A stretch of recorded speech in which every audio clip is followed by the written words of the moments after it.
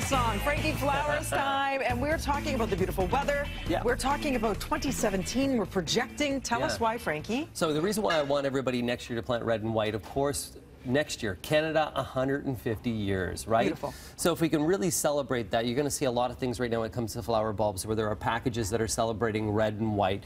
There's also one variety which is really, really cool. It's this one right here. I want you to first take a look at it, and let's see if you can see it. Can you see it? Can you see it inside the tulip? Oh my gosh, how did they do that? Did they engineer it?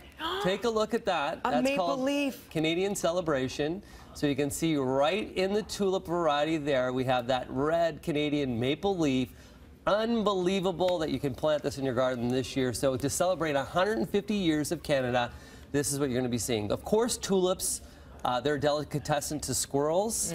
So if you have a squirrel problem, it's sometimes very challenging. You can actually take chicken wire after you plant your tulips, put chicken wire down, soil on top. If the squirrels go to dig it, they can't get through the chicken wire. Okay. I've even found that if you use pelletized hen manure, that works out really well. Don't plant with bone meal because bone meal is really going to attract more things in. Okay. Use blood meal. So, and if you have a real bad problem with tulips and really trying to make them survive, plant daffodils. We have the daffodils over there, the yellow. And those daffodils, they're poisonous to things like squirrels and deer. So if you plant those, they're not going to be touched. They're also perennial, so they're going to come back year after year after year. But these, okay, but will these bloom after the tulips? It's not like you're going to have red, white, and yellow. No, so these are spring blooming. I'm just saying, red and white's great to plant, but if you do have a problem with squirrels, try to avoid planting tulips. And for red and white, you have petunias that you can plant next during the summer season. And with that, they're going to flower, of course, during July when we're going to be celebrating Canada Day.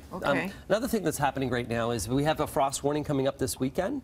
And with a frost warning this weekend, the reason why I brought Bug Begone in, people will be bringing in their hibiscus and bougainvillea, oleander. Before you bring them indoors, spray them with an insecticidal soap. You can use your homemade one, or you can use something like Bug Begone. We don't want to bring those bugs indoors with the plants. We were just talking about bugs right now, too. Ants coming through the back, and the centipedes this morning, one greeted me. It was the size of your head. You wait this weekend as well, with temperatures around 4 degrees through Sunday into Monday. All those ladybugs are going to start coming in. They're going to start because they want to hibernate. So if you're looking to protect your home from that, first thing that you want to do is, and it's even really just good to make your home more energy efficient, all the cracks and crevices, you want to be caulking your windows and making sure you're taking care of that right now. You can also use a product like Ortho Home Defense. That's where you spray along the sides, the door frames and things like that will prevent insects from coming in. Is this one safe for inside, Frankie? That one's indoor and outdoor use. It is an insecticide, so you want to use that with caution because that is an insecticide.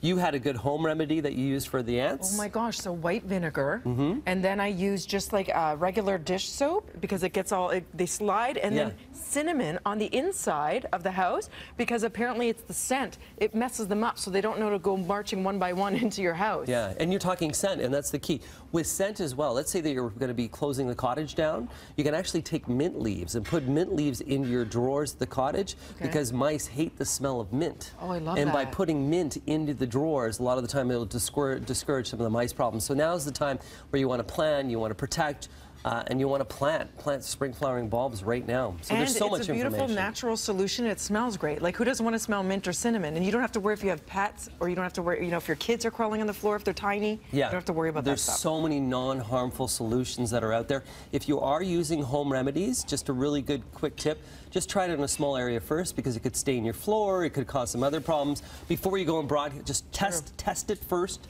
Before, because those home remedies sometimes are not tried and true. Yeah, and it could eat away at the varnish or whatever. Great tips as always. Problems, Frank, where do we hit up all this information? You can look at frankieflowers.com or at Frank Ferragine on Twitter. I can help you all the time. And of course, bttoronto.ca. Okay, that's it. What he said. Kev, over to you.